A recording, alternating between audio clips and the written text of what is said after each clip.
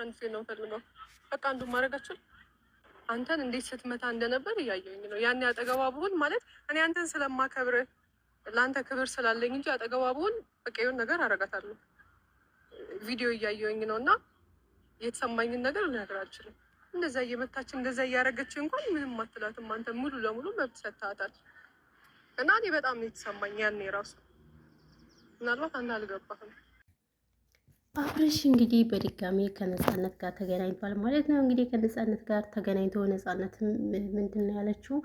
ሩታ እንዴት አንተን ትመታሃለች? ስለዚህ አንተ ከሷ ጋር ነው ማቆም ያለብህ፣ ከኔ ጋር ነው መቀጠል ያለብህ። ምክንያቱም እንዴት ወንድ ልጅ በጥፊ ይመታል? እኔ በጣም ነው የደነገጥኩት ያንን ጥፊ ሳይው ብላ እንግዲህ ብለዋለች። ከዛ ባሻገር ደግሞ ወታደራ አብረን እንሄድ ብለዋለች።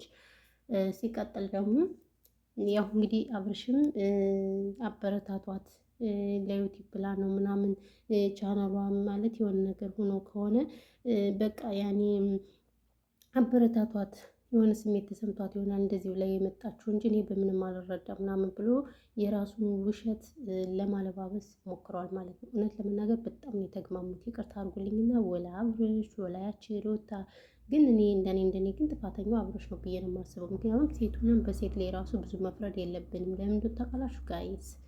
አዎ ለምን እሱ ጥፋተኛ ነው ማለት ከነፃነት ጋር የሰሩት ቪዲዮ እኔም በመጀመሪያ ሳይ በጣም ነበር የደነገጥኩት እና የሩታን አክት ነበረ የጠበቁት ማለት ነው። የፈራሁትም አልደረሰ። እንግዲህ ምን የመሰለ ጥፊ አቅምሰዋለች ማለት ነው። ዋው በጣም ደስ ይላል ማለት ነው።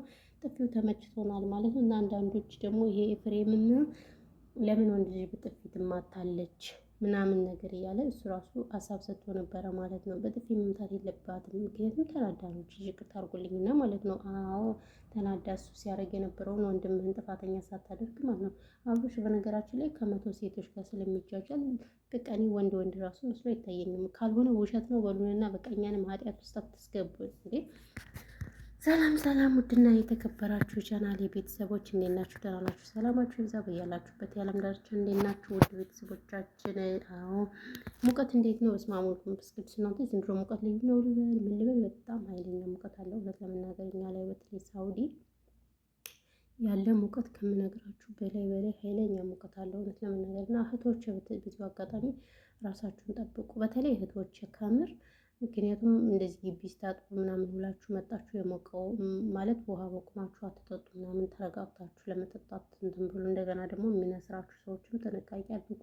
በሙቀት ጊዜ ብዙ ልጆች ይነስሩ እንትን ናቸው ማለት ነው፣ ይጋለጣሉ ለእንደዚህ አይነት ነገር። ራሳችሁን ጠብቁ። ሰው እንግዲህ ዛሬ የመጣሁበት ነገር እንግዲህ ስለናያልቅበት ስለና አብርሽ መተናል ትላላችሁ። እንግዲህ እሱ የመጣበት ምንድን ነው? አብርሽ እና ነፃነት እንግዲህ በድጋሚ ተገናኝተው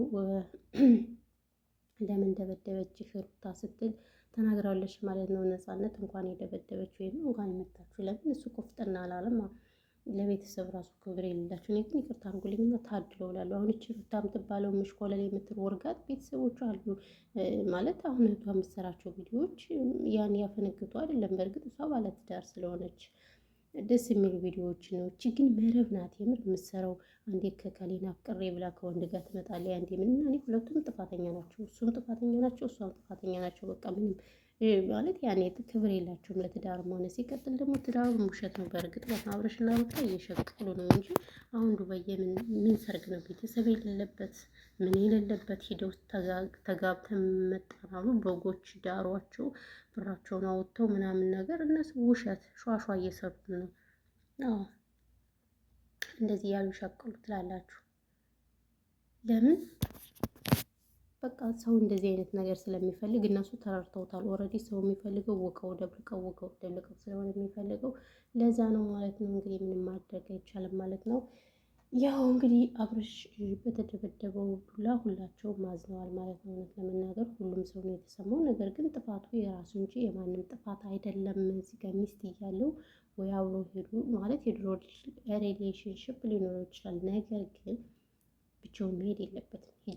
ብቻውን ሄዱ ተላልጦ ምናምን ሲመጣ ሴት ደግሞ በተፈጥሯ ታውቃላችሁ ቅናተኛ ናት። ስለዚህ ልጅቱ በቃ ቀንታለች፣ ቅጥል አድርገዋታል ቪዲዮ ላይ ካሜራ ላይ። ስለዚህ ጥፊውን ቀምሷል። ምንም ማድረግ አይቻልም። በስመ አብ እናንተ ጥፊው ግን ወይኔ ጥፊው ግን እንዴት አያችሁት? ጥፊው ግን በስመ አብ አሜዚንግ የሆነ ጥፊ ነው። እና ያደረገችው ወይኔ ወይኔ ወይኔ ወይኔ። እና ይሄ ነው እላችኋለሁ ቤተሰቦች። ለማንኛውም የስራችሁን ይስጣችሁ። ከትምህርት ቤት መተው ልጆች እየጠሩኝ ስለሆነ ሰላማችሁ ይብዛልኝ ማለት ነው። ወሬ ለወራ ነበረ። ትምህርት ቤት መተው አላስፈራኝ ያሉ የስራችሁን ይስጣችሁ ማለት። ዛሬ ደግሞ በጠዋት መተዋል እና ይሄ ነው እላችኋለሁ። እንግዲህ አብርሽዬ ምንም ማድረግ አይቻልም። በድጋሚ ከነፃነት ጋር ተገናኝቶ አሁንም ቻናሏን አበረታቷ ትልቅ ደረጃ ትድረስ ምናምን ሲል ዩቲዩበሮችን ተናግሯል ማለት ነው። ግን በስመ አብ እሷ ራሱ ወረደች የምር። እሷ ይቺ ነፃነት የምትባል እኔ ግን ቤተሰብ ምንም አይላቸውም ብዬ ነው የማስበው። ነገር ምን ቤተሰብ የላቸውም ወይ ምናምን ነገር እላለሁ እና እንደዛ ነው ማለት ነው። ለማንኛውም በጣም ከባድ ነው የምር እና ይሄ ነው የምላችሁ። በሉ የምወዶች የማሮች ፍቅሮች ሰላማችሁ በዚህ ትትረፍረፍ ይበልልኝ።